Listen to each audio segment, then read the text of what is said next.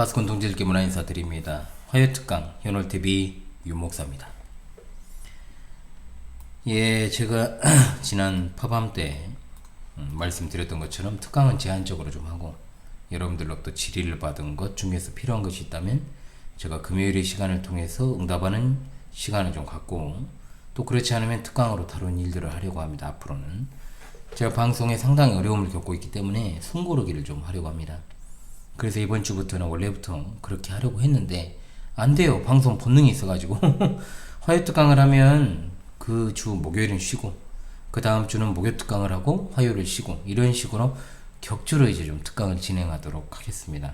그러다가도 또 필요에 의해서 해야 한다면 특강이 또 두 번 있을 수도 있겠습니다만, 가급적 방송의 지속성을 위해서 제가 특강은 격주로 진행을 하겠습니다.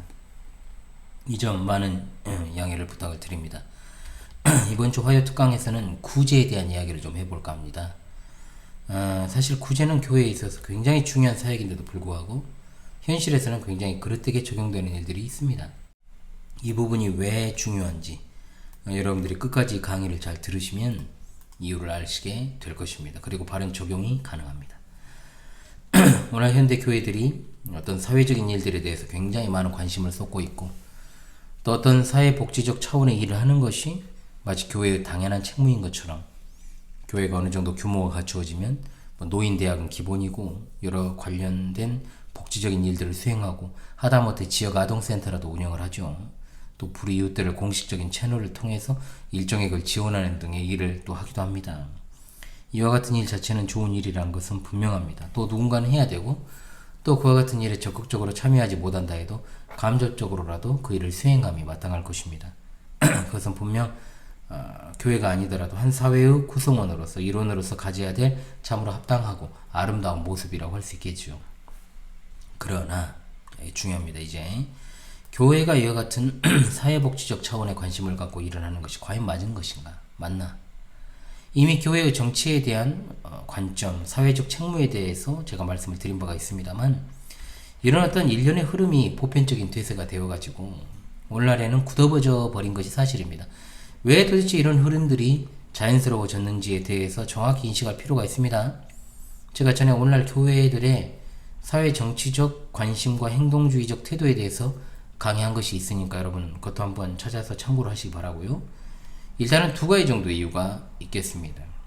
첫 번째, 사회복지를 복음전도를 위한 수단으로 사용을 했기 때문에 그렇습니다. 자, 솔직히 말하면 정확히는 교회 홍보죠. 이미 앞서서 말씀드린 교회의 사회적인 책무를 수행하는 것이 순화시켜 말하면 복음전도를 위한 것이지만, 여과 없이 말하면 교회 성장을 위한 도구라는 겁니다. 결국 이와 같은 일을 하는 건 그들에게 복음이 보다 효과적으로 전달되고, 또 그들이 예수님을 믿게 하는 목적을 가지고 있다는 거죠. 자, 일단은 시원찮은 신앙을 가진 이들은 제가 이 말을 했을 때 그것은 좋은 일 아니냐라고, 당연히 그것이 목적이 돼야 되고 그렇게 하는 것이 교회의 일이다라고 생각할 것입니다. 시원찮은 사람들이요, 우리 동지들 말고. 그러나 제가 분명하게 말씀을 드렸지요. 시원찮은 신앙을 가진 이들이 그렇다는 것.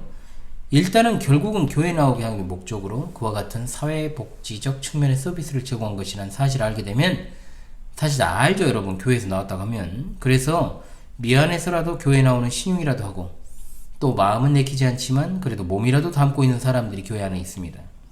그러나 그것은 조건부죠. 분명 내가 어찌되었든 빚을 좀 졌다라고 하는 부채의식 때문에 교회에 나오는 거죠.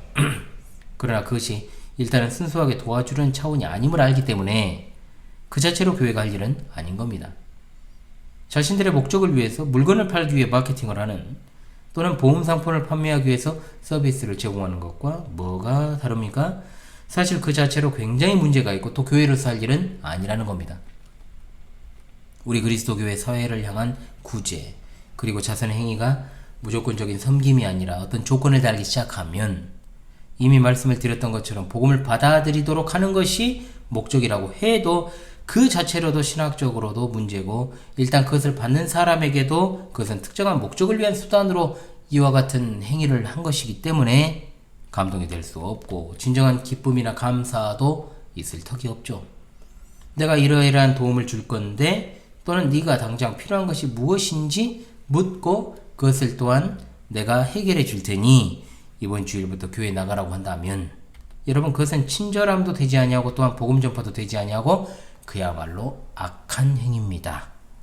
자, 보통 속된 말로 어떤 목적을 이루기 위해서 어떤 일을 수행하는 것에 대해서 뭐라고 그럽니까? 약을 친다라고 표현합니다. 약을 친 거죠.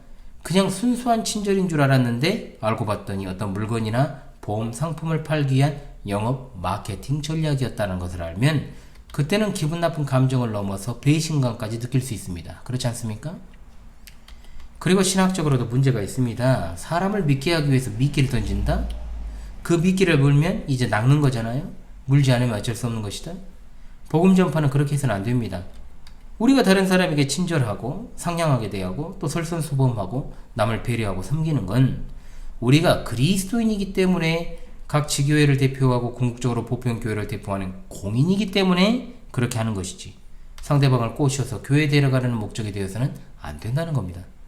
복음은 미끼를 던져 전파하는 것이 아니라 그 자체를 전하는 것이 되어야 됩니다. 바른 복음을 전해야죠. 자, 신자가 아름다운 일을 하고 선행하고 다른 일을 섬기는 것은 하나님의 자녀된 이로서의 본성이지 이와 같은 행위를 해서 사람을 낚아 교회에 데려오는 목적이 되어서는 안 된다는 겁니다. 자, 이것은 결국은 인간의 노력을 통해 사람을 구원에 이르게 할 수 있거나 또는 사람의 마음을 감동시켜서 본인이 결국 교회에 나오게 만들어 예수님을 믿게 한다는 식의 알미니안식의 복음 전파의 한 단면이라고도 볼 수 있는 겁니다. 교회에 데려가려는 목적으로 내게 행하는 친절임을 불신자가 눈치를 채면 그것으로 끝입니다. 자, 참 안타까운 모습이죠. 본인은 복음 전파를 통해서 하나님 나라 확장하려는 순수한 의도로 그렇게 했다라고 굳게 믿으며 끝까지 살아가겠지만 상대방에게 그 사람은 이미 위선자로 낙인 찍힙니다. 그러니까 제가 끝났다라고 말하는 겁니다. 두 번째, 현대 교회가 그 정체성을 대사회적 직무 수행에서 찾으려는 경향에서 오는 것입니다. 이것은 신학적 문제가 포함되어 있습니다. 문제는 그와 같은 신학 노선에 있지 않은 보수 장로 교회들이라고 해도 교회가 세상에 대해서 어떤 자세를 취하느냐 하는 것에서 그 본질을 찾으려고 한다는 겁니다. 복음 전파기관, 복음 교육기관이 아니라 그야말로 세상을 어떤 방식으로든지 돕는 복지적 측면에서 교회 모습을 확립하려는 경향을 보인다는 거죠. 그러니까 한때 목사들이 사회복지사 자격증을 취득하고 관련된 학위를 취득하고 하는 일이 많았죠. 그리고 응당 그렇게 하는 것이 보다 더 교회의 대사회적 책무를 잘하는 것이다. 이렇게 여기는 태도들이 보였다라고 하는 것입니다. 사실 그 자체가 문제는 아닙니다. 어려운 이웃들을 섬기기 위해서 그렇게 했다는 것이 뭐가 문제입니까? 신자들이 그 누구보다도 그 일을 잘 수행하는 것이 중요하다고 봅니다. 사회복지와 관련한 일들에 신자들이 많이 종사하는 것 중요한 일입니다. 그러나 문제는 그것이 어떤 교회의 중요한 정체성이라고 한다거나 또는 교회가 마땅히 해야 할 일이라는 식의 접근은 곤란하다는 거죠. 교회의 표지인 참된 말씀의 강설, 성례전의 정당한 시행, 권징의 신실한 시행 모두가 다 영혼구령을 위한 것이다. 영혼구령과 그리고 성숙을 위한 일들을 위해 두신 복음전파와 복음교육기관으로서의 교회가 이 땅의 불편들을 해소하기 위한 일들에 투신을 해버릴 때 결국은 그것은 단순히 교회가 불필요한 일들을 수행하는 것에서 그치는 것이 아니라 정체성을 잃어버릴 수가 있다. 즉 복음 자체가 심각하게 위협받고 파괴되는 일들을 교회 스스로가 무덤을 파는 꼴이 될 수 있다는 겁니다. 신자들의 사회정치적 참여 그리고 거기에 대한 관련한 지난 강의 그리고 파밤 때도 제가 길게 말씀을 드렸습니다. 모든 일은 신자 개인이 자신의 삶의 터전에서 자신이 일하는 가운데 삶 가운데서 그 일을 수행해야 되는 겁니다. 그런데 교회가 그 일을 하는 것은 다른 차원이라는 말입니다. 교회를 그야말로 이익공동체를 만드는 행위를 스스로 하고 있다는 것이죠. 세상으로부터 빼어내을 받은 구원받은 무리가 모인 그런 교회가 아니라 이 사회에서 어떤 일을 수행하는 것이 교회의 원래 취지와 목적이라고 해버리니까 오늘날의 교회 안에 교회가 없는 현실을 마주하게 된 겁니다. 그리고 너무나도 그것이 당연한 것처럼 사회적인 대사회적 책무를 수행하는 것이 교회의 원래 일인 것처럼 굳어져 버려서 그 안에 신자라는 이들의 뇌리 가운데도 당연한 것처럼 이제는 인이 박혀버린 그런 세상을 우리가 살아가고 있다는 겁니다. 그런 나사 빠진 생각과 행위, 저는 그렇게 표현합니다. 그런 나사 빠진 생각과 행위를 가진 사람들이 목회를 하고 그와 같은 목회자 밑에서 영향받은 신자들이 당연히 그와 같은 방식으로 교회를 인식하고 있으니 신앙이 성숙은 고사하고 항상 그 자리를 맴돌고 또 교회가 뭔지를 모르니까 교회라 이름하는 곳 안에서 뻘짓거리를 하는 거죠. 이른바 세상 단체들이 하는 행위들을 하고 있다는 겁니다. 당연히 같은 목적을 수행하는 사람들이 모여서 조직한 단체, 바로 공동체가 되어버린 거죠. 그래서 십자가는 세워져 있지만 사실상의 마을 공동체요, 예배당이라고 이름을 하고 있지만 사실상 마을회관이라는 겁니다. 그런 인식들이 한데 모여서 붙여진 이름이 이른바 비전센터 아닙니까? 원래는 교육관이라는 명칭을 써서 그 안에서 우리 자녀들이 공부하고 구역별로 모임하는 장소로 사용되었던 교육관이죠. 식당의 역할도 하고. 그런데 지역교회의 대사회적 책무를 수행하기 위한 하나의 센터로 명칭할 뿐만 아니라 실제로 그런 일들을 큰 교회들은 하고 있죠. 일단은 기본적으로 그런 명칭을 쓸 정도의 교회의 규모는 상당하니까 그 상당한 규모, 엄청난 재정을 진짜로 사용해야 될 곳에 사용하지 않고 조직 유지와 발전을 위해서 그냥 세상 단체와 하나도 다를 바가 없이 사용하고 있다는 겁니다. 자, 그렇다면 진짜 제가 여기서 드리고 싶은 말씀은 교회가 말하는 구제라는 개념 자체가 상실이 되어버렸다는 것, 이걸 갖다가 오늘은 핵심적으로 지적하고 싶은 겁니다. 이미 구제가 대사회적 책무를 위한 복지사업의 일환으로 수행하는 것이다 라는 인식들이 심겨져 있어요.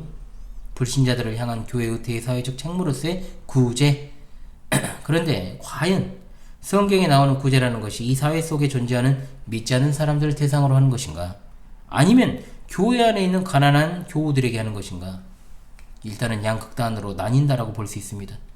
아예 구제 개념이 없거나 또는 여태 말씀드린 것처럼 교회의 본질을 사회에 대한 섬김과 봉사의 차원에서 인식하는 것인데, 이런 사람들에게 있어서는 분명 교회 밖의 사람들이나 교회 안의 사람들 간의 구별 자체가 없어요. 즉, 그 구제라고 하는 것이 교회 내 신자를 대상으로 하는 것이냐, 아니면 교회 바깥에 살아가는 불신자들을 대상으로 하는 것이냐, 이 자체에 대한 생각이 없다는 겁니다. 개념이 없다는 거예요. 이것이 교회 안에서 이루어진다라고 하는 본질적인 차원의 접근이 되지 않고 그야말로 사회복지적 차원의 구제로 굳어져 버렸다는 거예요, 지금. 얼마나 안타까운 현실인지 모릅니다. 걸핏하면 초대교회로 돌아가자는 이야기를 하는 사람들이 많습니다. 그런데 그런 이야기를 어떤 차원에서 하는지를 진짜 모를 소리로 하는 경우가 있다는 거예요. 더러 사도행전에 나오는 초대교회 모습은 만대교회의 표본입니다. 지금으로서는 사실 잘 이해가 되지 않는 모습들이 등장을 합니다. 말씀과 기도는 당연합니다. 굉장히 본질적인 요소로 등장하는 것이 뭔지 아십니까, 여러분? 많은 사람들이 간과하고 있는 구제입니다. 적어도 사도행전에 나오는 초대교회 모습 가운데 구제는 교회 밖을 향한 사회복지적 차원이 아니라 교회 내에서 교회 본질로서의 기능을 수행했다라고 하는 것, 그게 맞죠. 교회 안에 신자들을 향해 이루어진 구제는 교회의 본질이고, 또한 교회 밖에 있는 불신자들에게 행해지는 일은 일반적인 선행으로 부차적이었다는 것이죠. 완전히 지금의 상황과는 딴판이라는 겁니다. 자, 사도행전 2장 44절 45절을 볼까요? 제가 읽습니다. 믿는 사람이 다 함께 있어 모든 물건을 서로 통용하고 또 재산과 소유를 팔아 각 사람의 필요를 따라 나누어주며 라고 했습니다. 놀라운 것은 신약교회가 형성되는 배경에서의 핵심적인 내용이다. 즉, 이 앞서 제자의 수가 3천이나 더하였다는 41절 말씀, 그리고 42절은 그들이 사도의 가르침을 받아 서로 교제하고 떡을 떼며 오로지 기도하기를 힘쓰니라고 되어 있습니다. 아울러 43절 사도들로 말미암아 기사와 표적이 많이 나타났다고 했습니다. 구제에 관한 44절로 45절의 말씀은 바로 이와 같은 모습에 이어서 그 맥락에서 이어지는 장면이라는 거죠. 별로 중요하지 않게 생각할 수 있는 바로 이 모습이 사실은 본질에 해당하는 것이다 라는 것을 분명하게 보여주는 말씀입니다. 여기서 그칠 수가 없죠, 여러분. 사도행전 4장으로 갑니다. 32절로 35절입니다. 믿는 무리가 한 마음과 한 뜻이 되어 모든 물건을 서로 통용하고 자기 재물을 조금이라도 자기 것이라 하는 이가 하나도 없더라.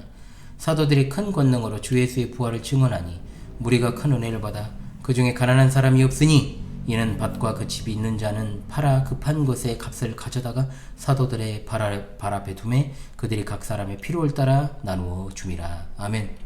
그러니까 서로 있으면 있는 대로 없으면 없는 대로 나눠 쓰는 일이 교회가 능력있게 세워지는 증거로 나타나고 있다는 겁니다. 이렇게 했을 때 어떤 일이 일어납니까? 그 중에 가난한 사람이 없으니라고 되어 있습니다. 교회 회원들 가운데 가난으로 고통받는 사람이 없어진다는 건 그야말로 사회에 대한 복지적 측면으로서 교회가 봉사하는 것이 아니고 교회가 가장 성경적으로 세워지고 성령께서 가장 충만하게 역사하셨던 때에 나타났던 교회의 본질이라는 겁니다. 오늘 얼마나 이 측면이 흐트러져 버렸는지 여러분 감이 오십니까? 아울러 집사제도 자체가 구제사역을 위한 것이었음을 잊지 마십시오. 초대교회 당시 원래 구제사역 누가 담당했습니까? 사도가 담당했습니다. 그 말인즉슨 이 구제는 교회의 굉장한 본질에 해당하는 사역이었다는 거죠. 그리고 나서 최초로 생긴 집사, 교회 내 가난한 이웃을 돕기 위한 차원에서 직분을 탄생시킬 정도로 중요한 사역이 구제였다는 겁니다. 연보라는 말이 현대 교회에서 거의 사라졌지만 물론 우리 교회에서는 일반적으로 씁니다만 이 말 자체가 남을 돕기 위해서 내 소유를 갖다가 쓰는 거잖아요. 가난한 자를 돕는 것이 연보, 즉 오늘날 헌금의 기본이라는 겁니다. 집사의 가장 중요한 본래적 역할은 구제입니다. 그런데 오늘날 어떻습니까? 말하지 않아도 얼마나 직분 자체가 다 무너져 버렸는지를 알 수 있는 대목입니다. 구제가 교회 사역의 본질임은 고린도 교회에 보낸 두 번째 서신에 잘 나타나고 있죠. 고린도서 8장 13절로 15절입니다. 이는 다른 사람들은 평안하게 하고 너희는 곤고하게 하려는 것이 아니요 균등하게 하려 함이니 이제 너희의 넉넉한 것으로 그들의 부족한 것을 보충함은 후에 그들의 넉넉한 것으로 너희의 부족한 것을 보충하여 균등하게 하려 함이라. 기록된 것 같이 많이 거둔 자도 남지 아니하였고 적게 거둔 자도 모자라지 아니하였느니라. 자, 여기에는 분명 균등하게 하는 원리가 나옵니다. 마지막 구절은 출애굽기 16장 18절을 인용한 것입니다. 만나를 분배할 때 주어진 말씀, 거기에서 가져온 것입니다. 이스라엘이 만나가 하늘로부터 내렸을 때 많이 거둔 사람은 많이 먹고 적게 거둔 사람은 적게 먹도록 된 것이 아닙니다. 사람들이 가져온 만나는 철저히 한 오멜로 맞춰집니다. 적게 거둔 자는 많이 거둔 자에게서 덜어내어 맞추고 많이 거둔 자는 덜어내어 한 오멜로 맞추는 거죠. 오멜로 되어본 즉 많이 거둔 자도 남음이 없고 적게 거둔 자도 부족함이 없이 각 사람은 먹을 만큼만 거두었다라고 했습니다. 자, 이 말씀을 인용한 거예요. 하나님의 선물로 주어진 우리의 모든 것들, 제가 늘 헌상의 기도를 할 때 말씀드리지 않습니까? 하나님 앞에서 우리의 모든 것들이 다 하나님의 소유요, 그것을 고백하는 신앙 고백의 증표로서 이 시간을 주시니 감사합니다. 그 모든 것들이 다 우리 교회의 지체된 일원들과 함께 먹도록 주어진 것이다. 우리 소유가 우리에게 주어진 것들이 내 것이 아닌 하나님의 은혜의 선물로 주어진 것이므로 소유권 주장이 아닌 섬기는 자세가 되어야 된다, 이 말입니다. 우리 중 누구도 자신의 능력으로 모든 것을 소유하지 않았으니 당연히 다 함께 풍족을 누리면 균등하게 하는 원리로 살아가야 된다는 겁니다. 초대교회가 가장 이상적인 교회이며 우리가 따라가야 될 교회인 이유가 바로 그 중에 하나가 바로 이 점이라 이 말이죠.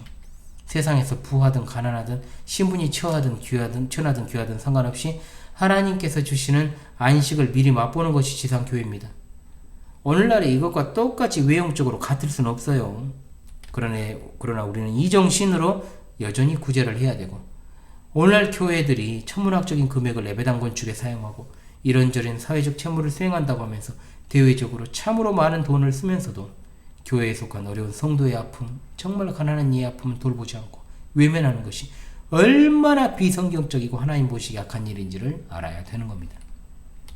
그러므로 여유가 있든 없든 하나님의 자녀들이 교회를 위해 연보하는 건 지상에 존재하는 전체 교회를 위한 보편적인 성격을 지니고 있고 각 지교회의 중요성을 보여주는 것이기도 합니다. 같은 울타리 안에서 생활하는 성도들에 관한 것이기도 하고 지상에 흩어져 살아감으로 알지 못하는 성도들 역시 그 범주에 들어갑니다. 교회에 속한 성도는 자신이 가진 소유 가운데 일부를 연보하여 다른 사람들을 어느 정도 평안하게 해줄 수 있습니다. 그렇다고 해서 연보하는 성도들이 그것으로 인해서 더욱더 어려운 지경에 빠지는 것은 아니죠.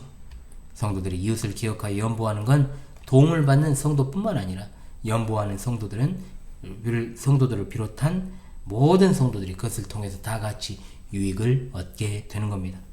그러므로 연보의 목적 가운데 하나는 성도들의 삶을 균등하게 하기 위한 것입니다. 이는 일상적인 의식주와 관련이 됩니다. 어떤 성도들은 형편이 좋아서 날마다 배불리 먹고 살지만 그렇지 못한 성도들은 가난해서 먹을 것이 없어서 고통당한다면 원당한 일이 되지 아니합니다. 바울 사도는 지금 연보를 하는 것에 대해서 단순히 내가 더 형편이 나으니까 라는 심정으로 하는 것이 아니라 진정으로 하늘 가족을 염려하는 마음으로 그렇게 해야 된다라고 말합니다. 사람의 형편은 어떻게 급전직하할지 몰라요. 그잖아요. 자신이 어려움을 당하면 당연히 여유가 있는 형제들과 함께 살아가는 은혜를 덧입게 되는 것입니다. 이는 성도들이 서로 간의 삶을 돌아보고 상호 간의 물질적인 복충이 이루어지므로 균등하게 된다는 것을 말해주고 있죠. 아무리 우리가 하늘 가족이라고 명칭하며 그렇게 살아간다고 해도 이 세상에서 살아가는 동안에는 개별적인 형편의 차이가 있을 수밖에 없습니다. 최소한도 교회 안에 먹을 음식이 없어 굶주리는 자가 있어서는 안 되죠. 다시 말하지만 교회가 성도 중에 먹는 음식으로 인해서, 그러니까 기본적인 의식주를 말하는 겁니다. 고통당하는 자가 없는지 살피는 건 중요합니다. 그래서 교회의 직분자를 세우는 거죠. 경제적으로 여유가 있는 성도는 가난한 성도들을 언제나 염두에 두며 살아가되 언제든지 적절한 기회가 생기면 자신의 것을 지혜롭게 나누는 준비를 갖추는 게 중요합니다. 그걸 갖다가 교회가 그 역할을 하는 거예요. 구제부가, 집사가. 교회 안에는 가족답게 어느 정도 균등하게 하는 삶의 원리가 적용이 돼야 된다는 것이죠. 가족이라는 것은 식구로서 한 식탁에서 먹는 사람들을 말합니다. 한 식탁에서 먹고 마시는데 그 가운데 어마어마한 갭 차이가 있는 것도 분명 문제가 있습니다. 오늘날의 목사들이 지나치게 많은 사례를 받고 교회 안에서 지나치게 많은 부를 누리는 거 정말 심각한 문제죠. 그거는. 그렇잖아요. 따라서 우리는 오늘 이 강의를 통해 교회 안에서 구제와 사람들이 일반적으로 말하는 구제의 차이점을 정확히 파악하고 구분 지으면서 마무리 짓는 것이 중요하겠습니다. 사람들이 일반적으로 말하는 구제는 가난한 이웃들에게 물질 나눠주는 것을 말하죠. 즉 구제하면 경제적 여유가 좀 있는 자들이 생활이 궁핍한 자들에게 물질적으로 도움을 주는 것을 말합니다. 그런데 교회가 이렇게 이해하고 실행하고 있다는 게 문제죠. 엄밀한 의미에서 교회는 사회적으로 생각하는 구제의 개념이 존재하지 않습니다. 뭔 말이냐? 우리가 한 목장, 한 울타리 안에 있는 성도들을 하늘에 속한 성도들, 즉 가족이라고 부릅니다. 가정이라는 것, 한 가족을 이루고 있는 것을 말하죠. 한 가족인 부모와 자식, 형제 사이에 어려움을 도와준다고 해서 구제라는 말 씁니까, 여러분? 쓰지 않습니다. 피부치가 힘들어할 때 도와주면서 구제했다 너 내가 이렇게 말하지 않아요. 당연히 돕는 거죠. 당연히 돕는 것이 이상하면 이미 그 관계가 깨져 있는 거죠. 형성이 되지 않았다라고 봐야 되는 거죠.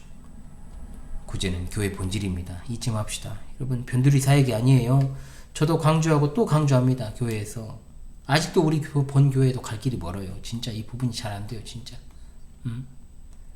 그래서 보다 더 이 의미가 잘 드러나도록 하는 일에 저도 최선을 다합니다. 다만 제가 담임하는 교회 형편이 너무 어렵기 때문에 그것이 잘 안 될 뿐이에요. 그래서 그래도 이것을 그래도 잘 실천하려고 제 딴에는 정말 노력하고 또 그에 합당한 일을 올해부터 세워서 저와 협력해서 구제 일을 수행하고 있습니다. 집사를 세워서. 자, 오늘날의 교회가 구제를 복지의 차원에서 어떤 대사회적인 의무 수행의 차원에서 이해하는 풍토 속에서 이것이 절대로 변두리 사역이 아니라 본질에 해당하는 것임을 알렸다는 것으로 저는 오늘 강의에 크게 만족하고 있습니다. 보편교회 우리 귀한 파수꾼 동지들께서 이와 같은 차원을 잘 이해하신다면 여러분들이 계신 그곳에서 충분히 이러한 구제의 사역들을 잘 수행할 수 있게 될 줄로 믿습니다. 자, 여러분 지금까지 화요특강의 현월TV 윤목사였습니다. 여러분 이 시간도 함께 해주셔서 감사합니다.